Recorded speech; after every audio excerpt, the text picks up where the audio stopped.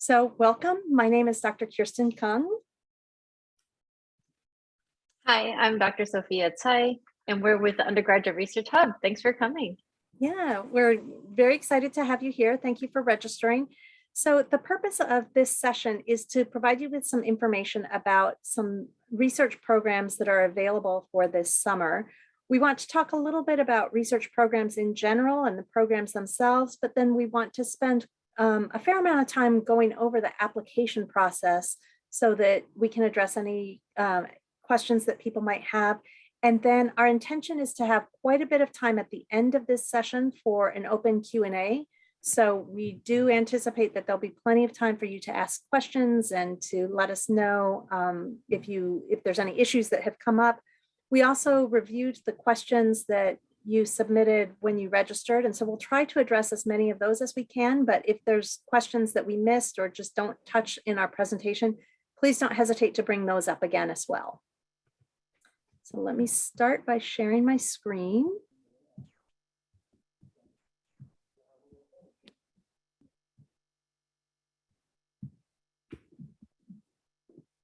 And is that showing for everyone?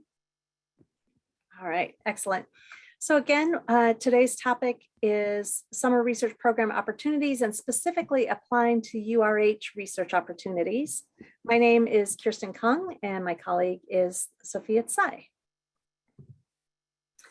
So we will be talking about a number of different research programs, but one of the things I wanted to start with is addressing the question of whether or not there are research programs that are a good fit for me. The answer is yes, almost regardless of who you are or where you are in your academic career.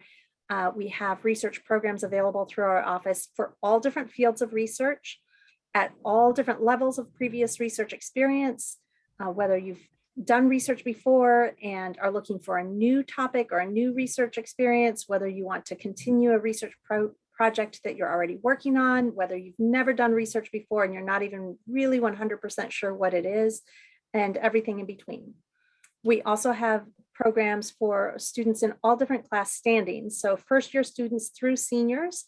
There are, for all of these things that we're talking about, some particular programs may have some constraints. So for example, there are some programs that are only open to students with junior standing or above, or there are some programs that are not open to students who will be graduating. They're only open to students who will be continuing on next year. But we do, if a particular program isn't a good fit for you, we do have other programs for which you would be eligible.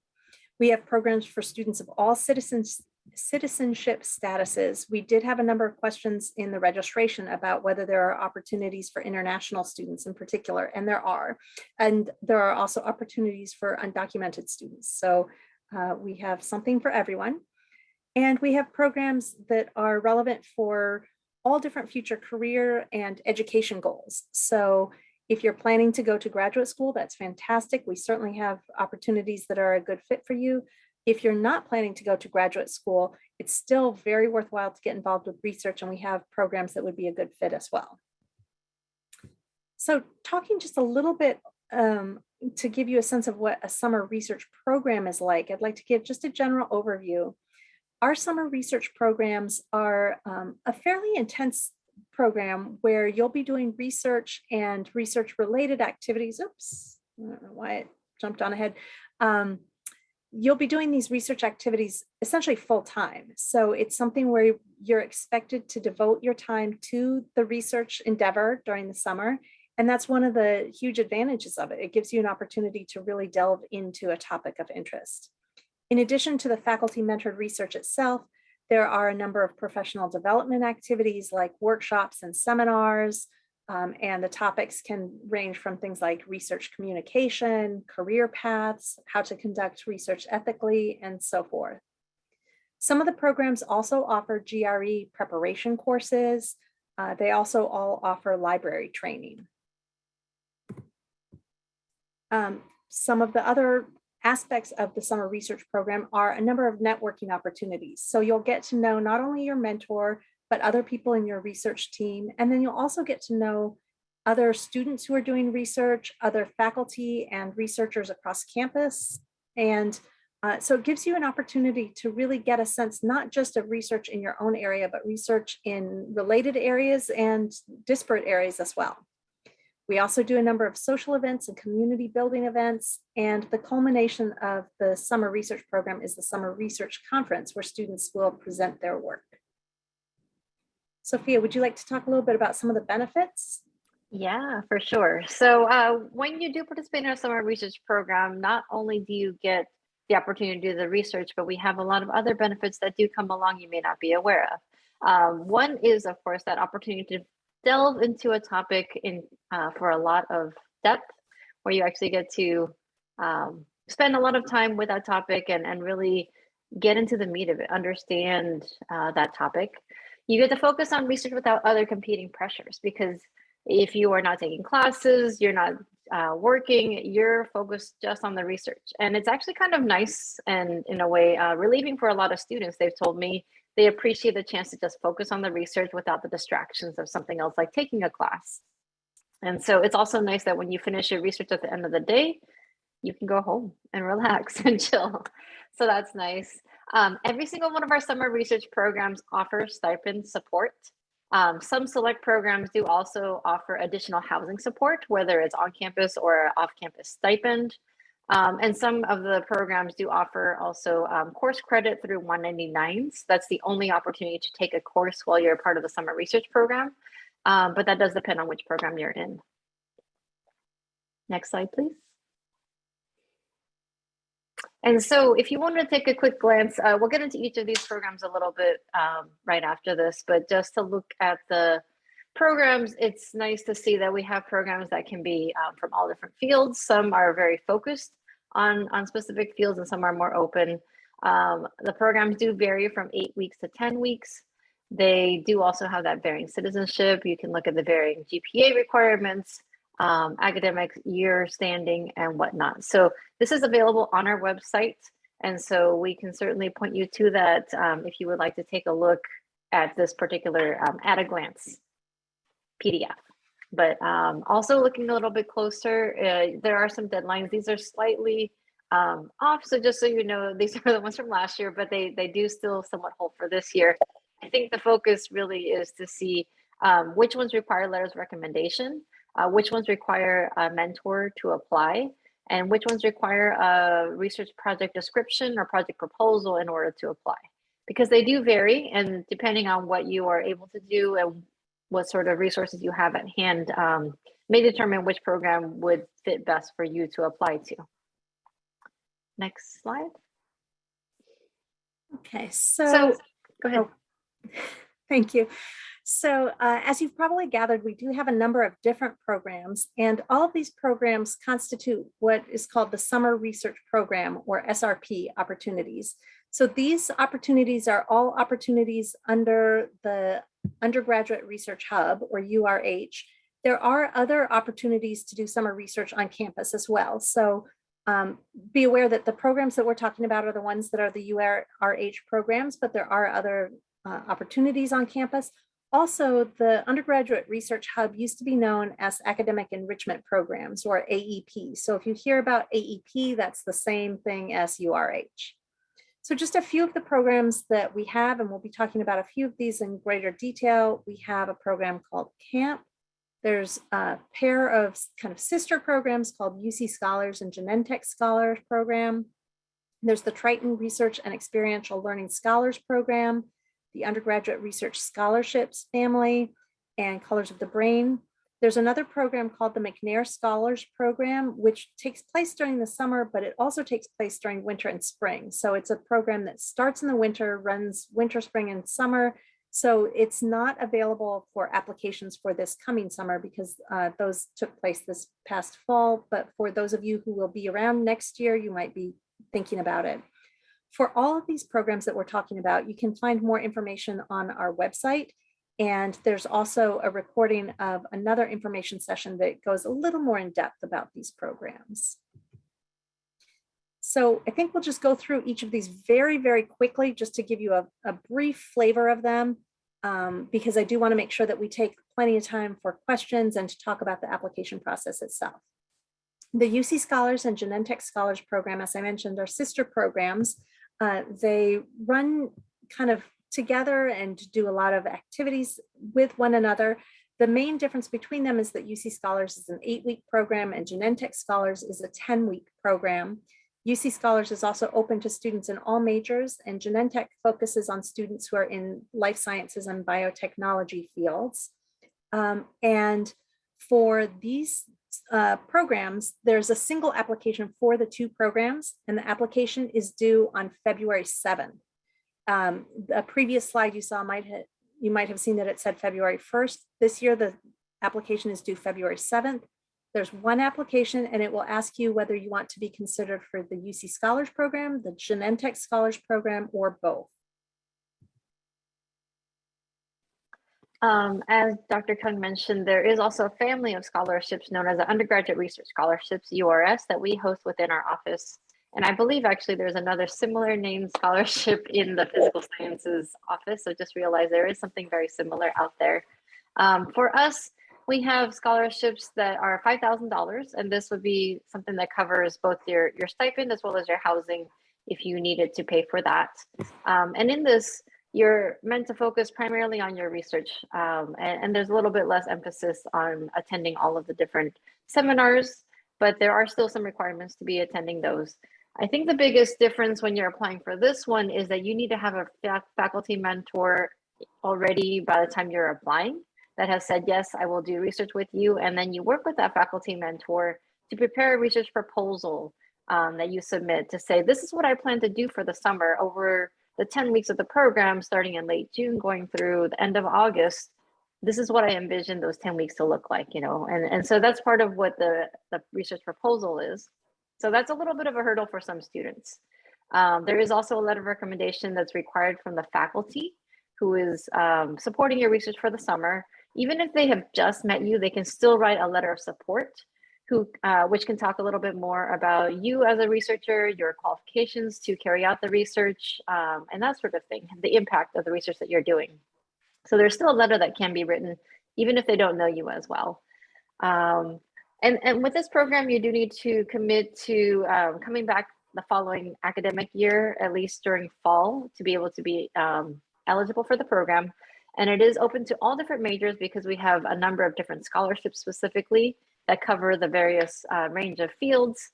And you can be any class level. So you could be even a first year applying for this, saying, I want to do this at the end of my first year summer.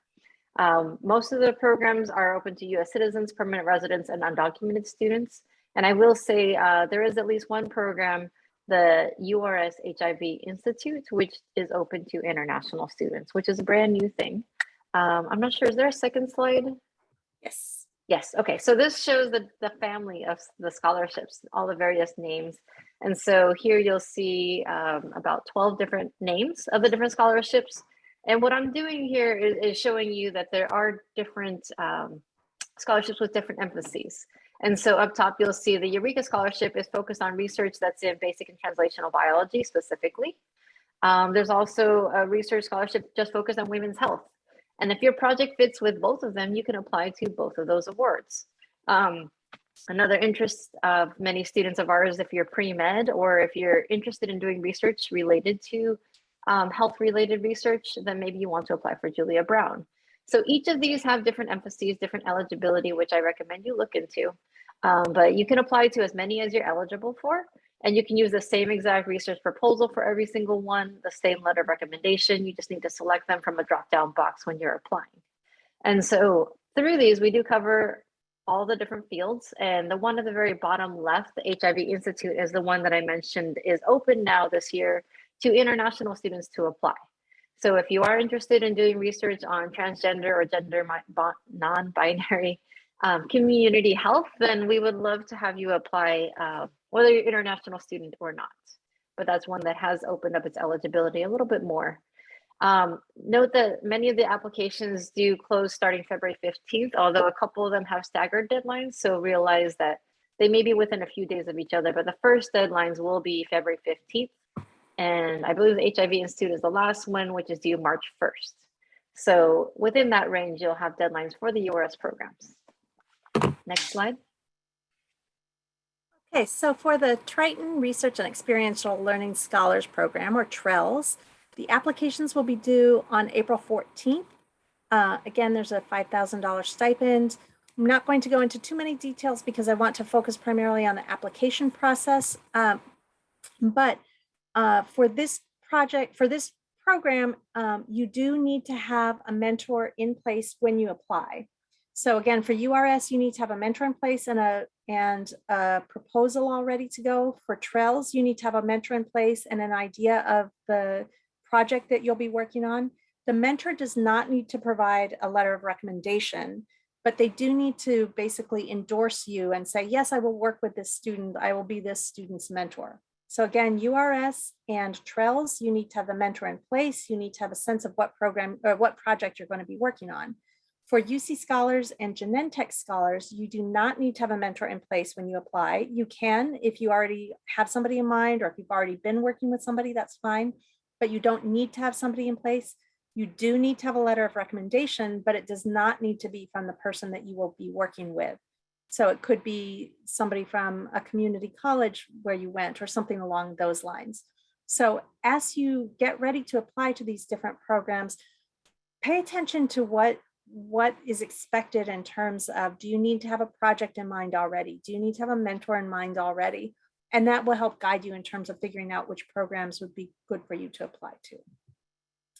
So in terms of a competitive application, again, as I was just saying, check all of the eligibility requirements. So check to make sure if it says you have to have a mentor in place and a proposal ready to go, then that's what you'll need to do for the application. As I mentioned, some of them do have eligibility requirements in terms of things like citizenship status or class level. So if it says junior status, that doesn't mean you have to be a junior, but it means that you need to have at least 90 units. So you need to have junior standing. So just make sure that you're aware of the eligibility requirements. Understand the goals of the programs to which you're applying. So many of them focus on wanting students who are interested in having a research career. Some of the programs really do also focus on some of the professional development activities. So you'll want to think about whether that's something that would be beneficial to you and why. In your personal statement, make sure that you express what you're interested in and why you want to be in a summer research program and why this particular program is a good fit for you.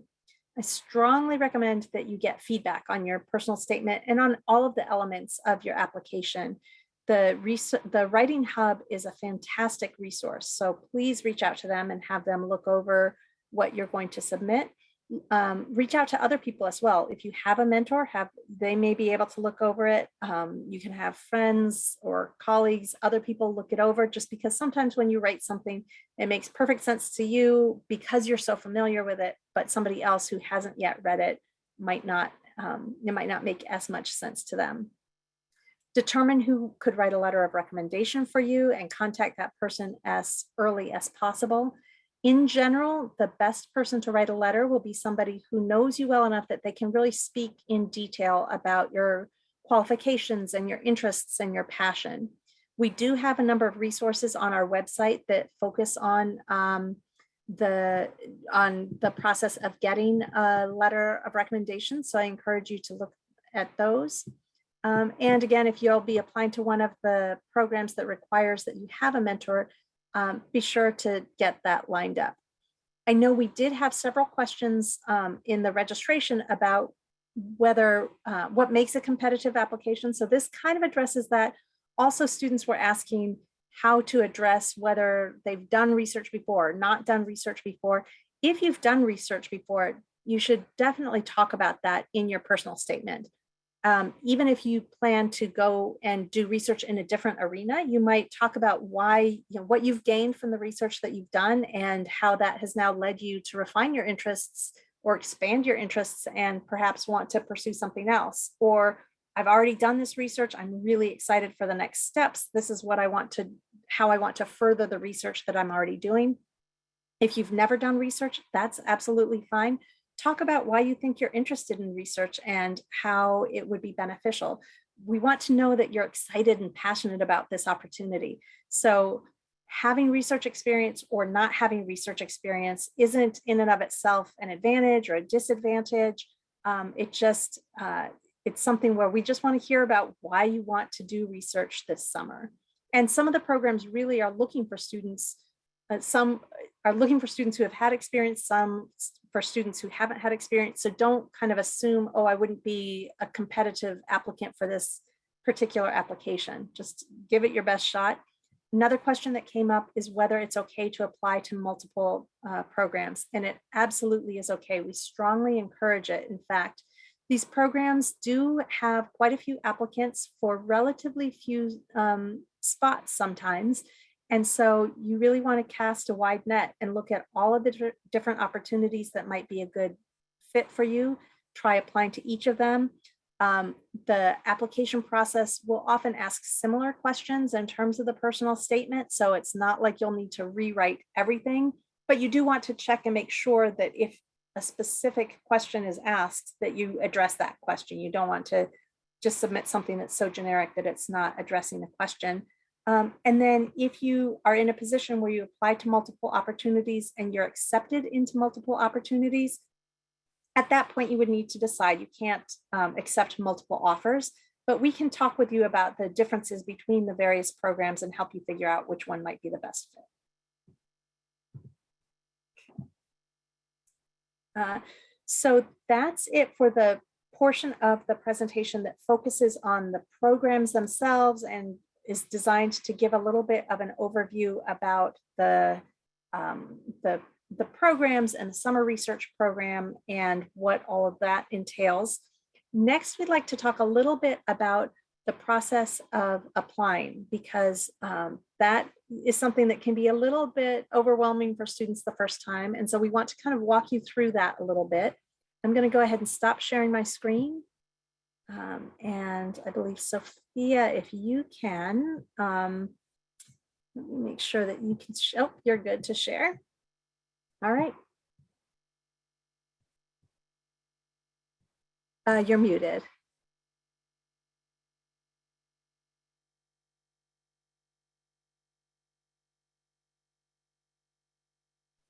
You're still muted. Hi there. Can you hear me? There we go. All right. I've been talking to myself for a minute, but glad that you can all hear me now. So I wanted to share this application portal with you because it does look very similar to one that you may be familiar with if you've applied through the financial aid office. They have a continuing scholarships that very similar system, but it is a separate system. This is our site, which is aimed at research opportunities. And so the site actually is ucsd-research.academicworks.com. I'm actually going to ask Dr. Kung if she can put that into the chat real quick so you can all see it.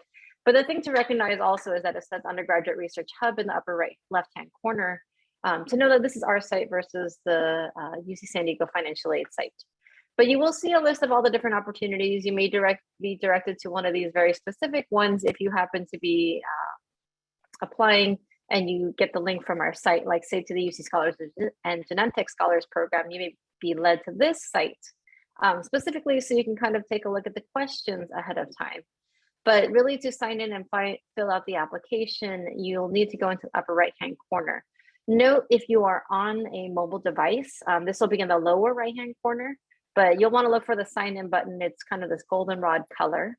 And so you'll have to complete single sign-on, which you would select as a student, but I am not a student. So for one moment, you may see the portal from the admin side, but I'm going to switch it over to the student side in just a minute. And so coming in as a student, I'm going to be an applicant. And so when you normally sign in, the first thing you'll see is a general application. I've actually filled this out a little bit before, and so it jumped me to the next part, but you'll normally come here and select whether you're an undergraduate or graduate student. There are a couple opportunities for graduate students through our portal as well. We do not administer them, but they are through some of our partners. And so as an undergrad student, you would list your first name, middle name, last name as requested, preferred name if you have that, your gender identity, personal pronouns, email, some of the basic demographic information. The ones with the stars are the required items, and the ones that do not have stars next to them are not required. And so once you fill that out, that's the general application. The second page that you'll come to is what's called the undergraduate application. And that's based on that first question that you selected. If you said, I'm an undergraduate student, it will take you to this section. If you select your grad student, it would be a very different application. And so here's where you put in information like your basic electronic signature. You can put in today's dates to say, yes, I certify that this information is correct, your address and that sort of thing. But this is all pretty straightforward demographic information. And you fill this all out so that you can feel that you can have the opportunities filtered based on your particular background. And so you do need to answer all of the required questions along the way. And I'm going to put in some basic answers to these questions. I'm going to pick a college. Does anyone have a college they want me to be in this year? Do I see any college crowd? 6th. All right, I'll do 6th college. All right, and then you can say which academic standing you're in. I'm going to say I'm a junior. And what quarter you plan to graduate in. So I'll say spring of 2023, for instance. And you just walk your way through all of these different things. One question I've seen students have is this degree objective. Which degree do you plan to complete in your lifetime, or degrees if you have more than one? Most students here are looking for a bachelor's degree at least, but maybe you're going for a master's program, or maybe you want to go for an MBA, an MD, that sort of thing.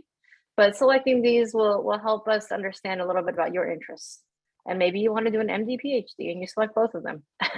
So I'll do that and pretend I'm going for an MD PhD. My objective is to be, say, a scientist. And then if you're a first-year student, you can answer this question, but if you're not, that's okay too. If you're a transfer student, when did you transfer? That sort of information is asked here. I'll say I'm a bio student. Oh, maybe I'll be an engineering student. I filled out some of these questions before, but going through, it's not too complicated. I think really you just want to get through all the different questions. I'll be both a bio student and an applied math student. Say if you're double majoring, you can select as many of these are as applicable. And if you have any minors, you can also put those in. That could be a marine sciences minor, cumulative GPA of like 3.3, say 3.37.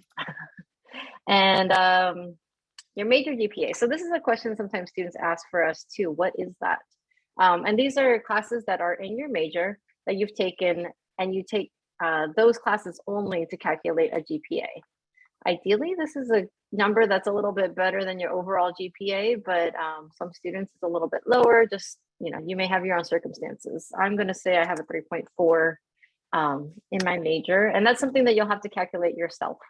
There is a site on Triton link to explain how to calculate this GPA, so we do have this link for you there to help you. And then I am not a veteran or serving in the military, nor am I child of a veteran, but you could say if you are, that's the case. And I'll say that I have a parent who's got associate's degree as the highest one.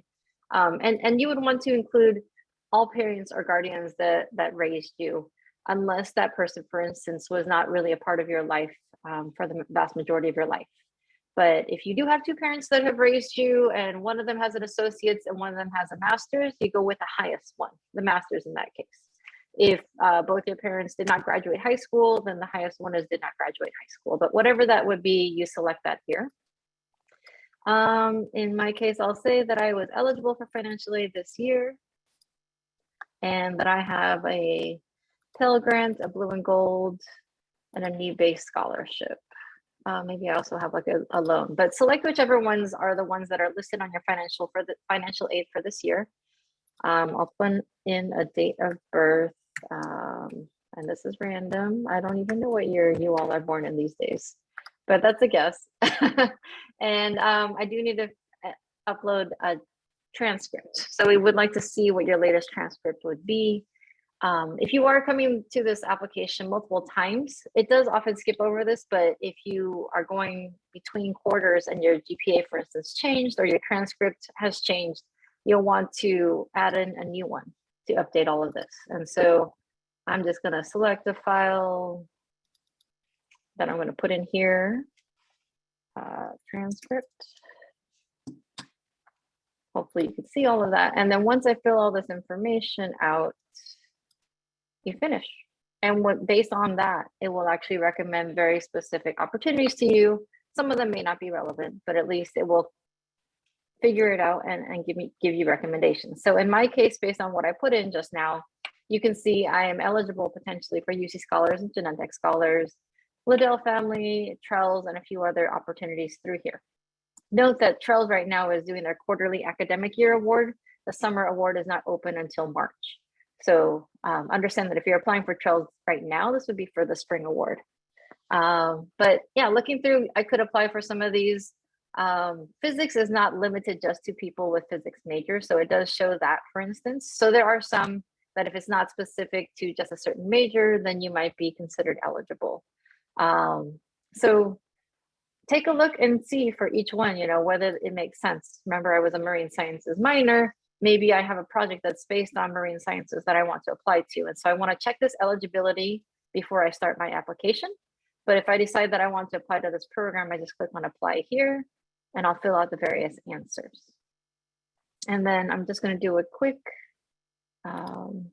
demonstration. If you're going to be filling out an application, selecting your mentor's information is actually one of the first things we highly recommend you do, because this is how you request your letter of recommendation or letter of support or statements of support for either URS, UC Scholars, Genentech Scholars, or TRELS. All of the programs have a very similar mechanic. So like say you have a professor, I'm going to say my mentor is Dr. Kirsten Kung. I'll put in her email here, and the name of my mentor is Kirsten Kung. And then I would also add in a new reference because she is a new reference name for me. I have to do this a second time. And this is just a function of the way the application portal is, but you will need to enter their name twice, at least within this particular application for URS. And so once you put in your reference name and email here and their department, let's say she's in the academic internship program, just to be quick and easy, I can click on save and keep editing. Once I do this, it will automatically send an email to Dr. Kung saying, you have been requested to write a letter for Sophia Tsai. Please upload one by the deadline for the application. And so that's all you need to do to actually request a letter recommendation. So at this point, I've saved my application. I haven't finished everything, but I can upload things as we go. Let me know if you have questions about that. But if I want to check on the status of my references, I can go up here to the very top. And this is useful because I can see, okay, well, I think I requested a letter of rec, but let me see where that looks right now. You know, did Dr. Kung go in and already upload a letter? Or is that something that I need to remind her about because the deadline is tomorrow or a week from now? So if my internet works, yes, okay. It will say that I have a reference for Dr. Kung for this particular award. This is when I requested it, and this is the current status. So I requested it, maybe Dr. Kung has not looked at it yet. If they've started it, it might have a different status here. And if I feel like, oh, they never got it, that, you know, Dr. Kung tells me I have had trouble, I don't see it in my inbox or my spam box, you can try resending the request. Perhaps that will help them find it. But if you do find that this is an ongoing problem, that you've tried it a few times and it doesn't work, come talk to us. Because there may be some issues within the system that sometimes the requests don't make it through due to very high spam filtering that our university has. And so if that's a situation, we might need to do something to help you and your faculty get that letter in. So please reach out to us if that's something that is of interest and that doesn't seem to be working for you. But I think that's a quick overview, hopefully, of the application. Yeah, I want to just pop in very quickly to kind of emphasize something that Dr. Tsai said. Once you put in the information for the letter writer and you save, you don't need to submit your application, but you can save it. And that information then, yeah, so the save and keep editing, that will cause the letter of recommendation request to go to the letter writer. So as we were sitting here, I just got an email saying, oh, Sophia Tsai has asked you to write a letter for her. So just be aware that that happens pretty much instantaneously. You want to make sure that you've talked to your letter writer before you put their information in, because if Sophia hadn't talked to me and I suddenly get an email saying, oh, she said that you'll write a letter for her, that is kind of an awkward situation. So you just want to ensure that you and the potential letter writer have already had a conversation. They say, yes, that's fantastic. And then you want to do this step as quickly as possible so that they get the information as quickly as possible. You can still work on your application more, but that allows them to have the information as early as they can have it so that they then have time to write the letter. Oh, I see there's a couple questions within the chat. The latest one, the second latest one that I was going to answer is just, if you're graduating fall of 2022, are we eligible for all of these programs, or does it depend on the program? And my understanding is, I believe every single one of our programs, you are still eligible if you're graduating fall of this year, 2022. Is that your understanding too? Yeah, I think that's correct. For UC Scholars and Genentech, you're definitely eligible as long as you are graduating after the program ends. So you could even be graduating at the end of summer, and that's fine. The one I think that has the biggest constraint is URS. And so you need to be a student in the fall. You don't need to be a student for the entire academic year, but you do need to be a student in the fall of 2020. I think TRELS might have a similar requirement, but I'm not 100% sure. I think that's true as well, because TRELS, the reason that you can graduate at the end of the summer for UC Scholars and Genentech is because they offer 199 credits, so you can officially delay your graduation.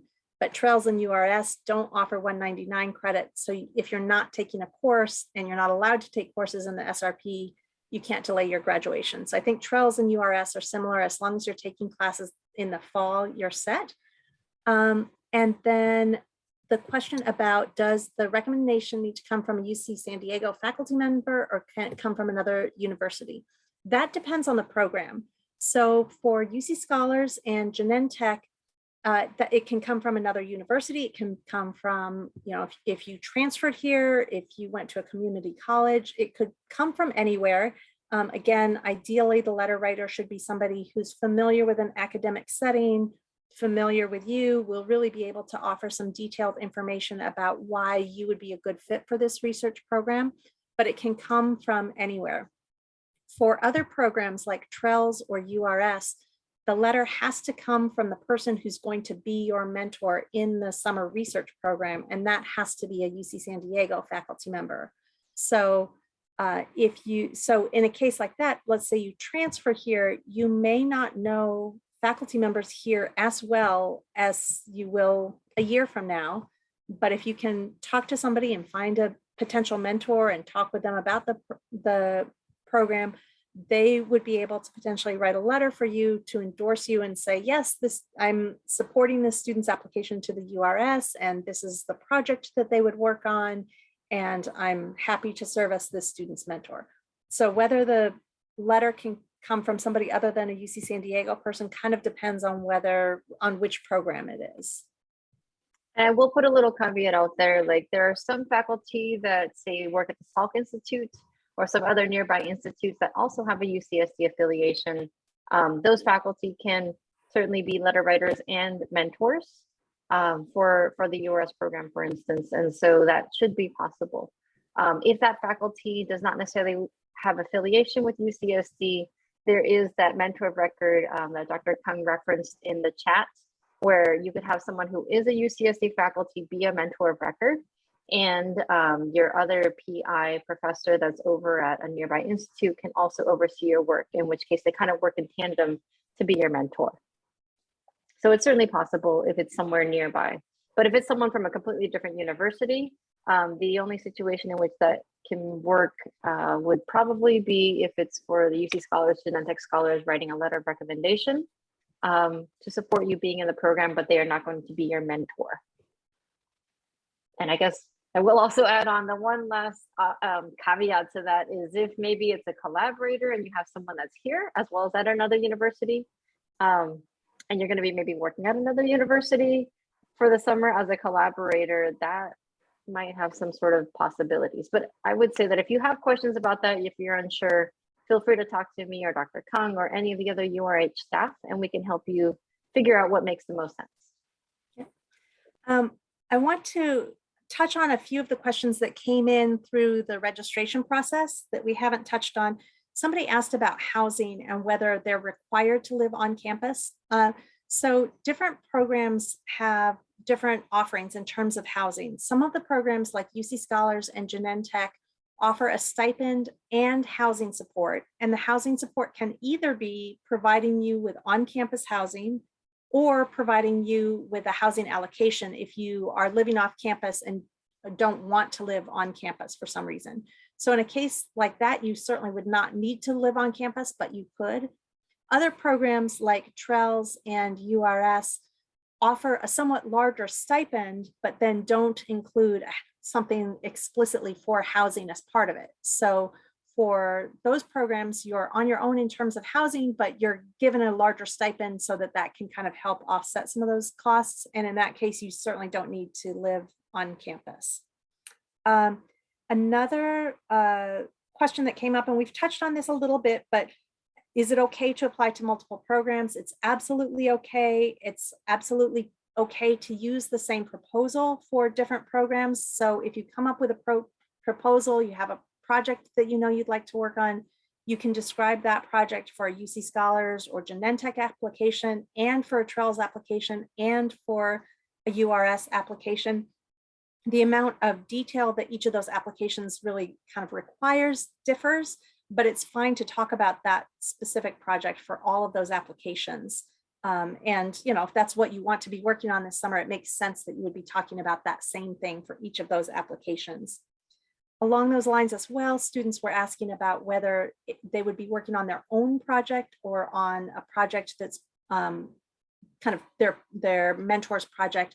And that varies a little bit from field to field, and from it varies depending on your mentor. I don't know why my screen is going crazy. In many cases, students end up working on a project that's not necessarily a project that they themselves designed and it's their own individual project. It's part of a larger piece of work that their research group is doing. But we do want it to be something where you have a sense of ownership and you have a sense of how your role and your part in working on that project fits into the bigger picture. There are sometimes when students kind of work with a mentor and come up with a project and it's their own project, but that's not necessarily a given, and there's kind of everything in between. And I'll throw out a couple rules of thumb that are not strict, but for the most part, if you're a student in the STEM fields, more than likely you are participating in a project that's already ongoing. And so you'll be joining a project that maybe your mentor has that's been worked on, or they're thinking about starting a new project going in this direction, but they will say these are kind of the options that you have, or they may say this is the one option that you have.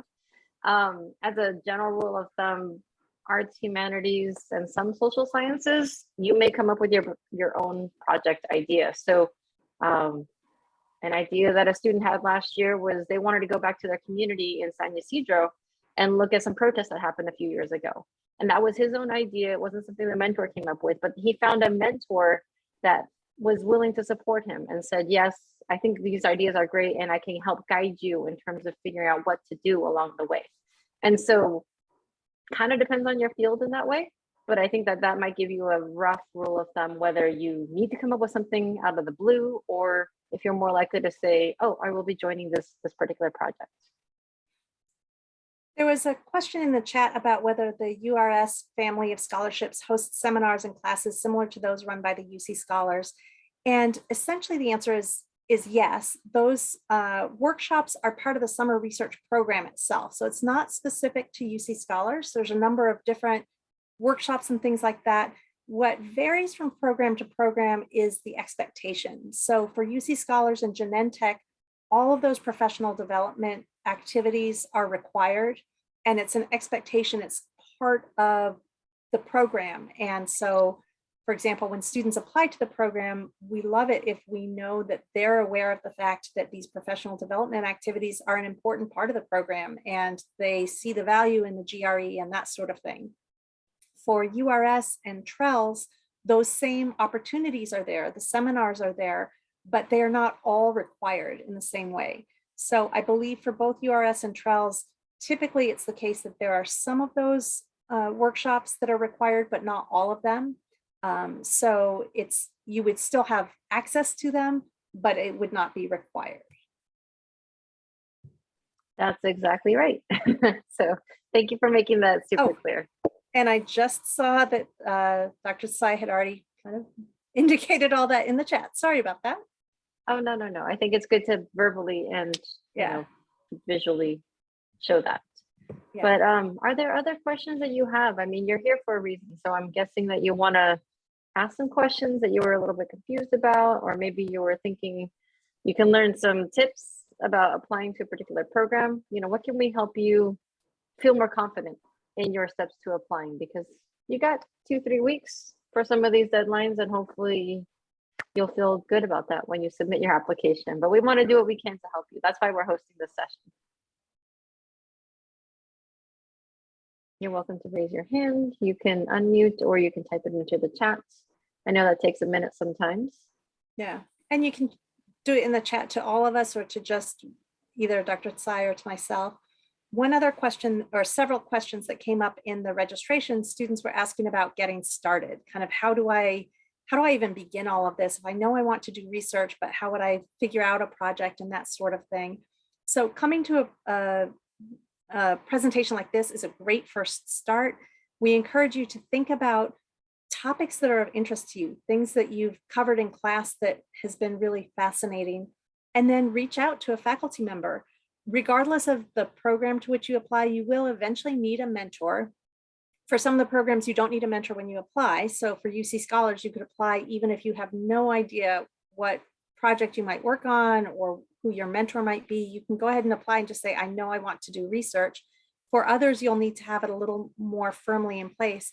But eventually, for any of these programs, you'll need to have a faculty mentor. So you can start reaching out to people. You can look at the departmental websites and say, oh, I'm interested in biology. Let me look at the website and see what type of research different faculty members are doing. And from there, you can decide, oh, this person is doing research that's really interesting to me.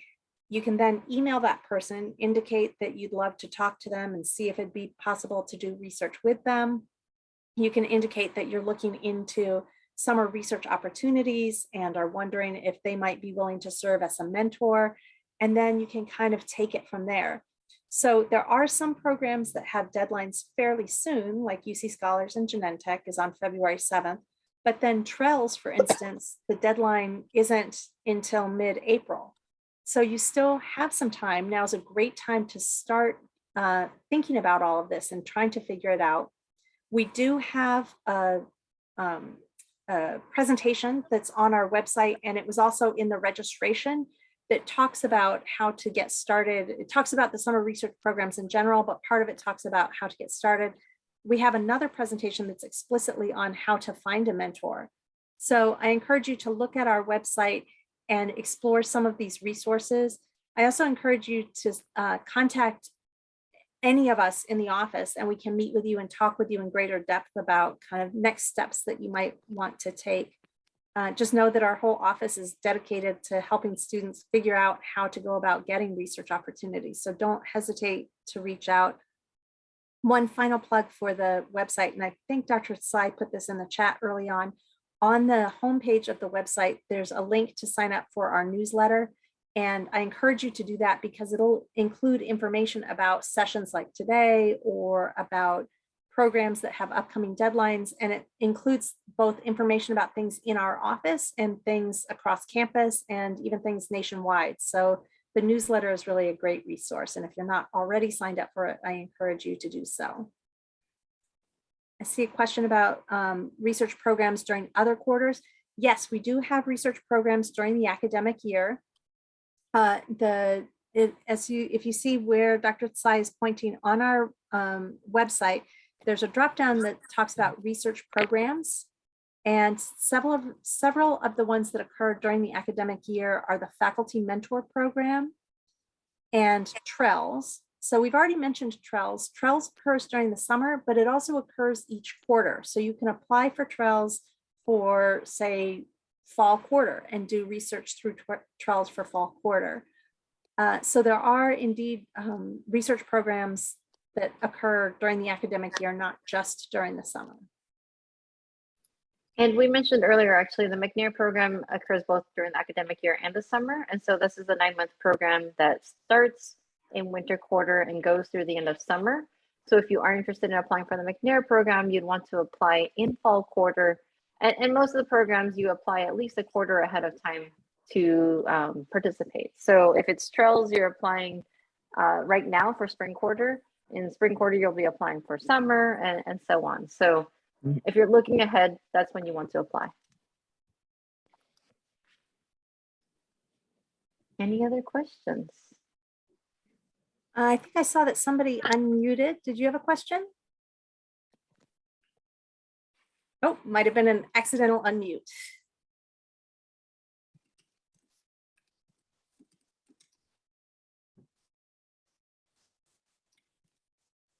And just typing in what I was saying earlier, FMP, TRELS, and McNair are those 3 academic year programs we just listed, and you can find those on our website. Are there any other questions perhaps through our registration form that perhaps we can answer? Those seem to hit most of the questions, particularly the ones that came up again and again. I'm entering our names and email addresses into the chat just so that you'll all have easy access to them. And let me just double check on the registration to see if there were anything else. And, if you're good, feel free to sign off. We can also stay behind if you have any individual specific questions that you would like to ask Dr. Kung or me, Dr. Tsai, and we'd be happy to help you individually as well. So thank you for attending, and we hope to see you soon, unless there's any other questions Dr. Kung has found. It looks to me like they've all been addressed, but certainly if you submitted something and I thought that we addressed it and we didn't, feel free to bring it up. All right. And we're going to stop recording right now. Thanks. Okay.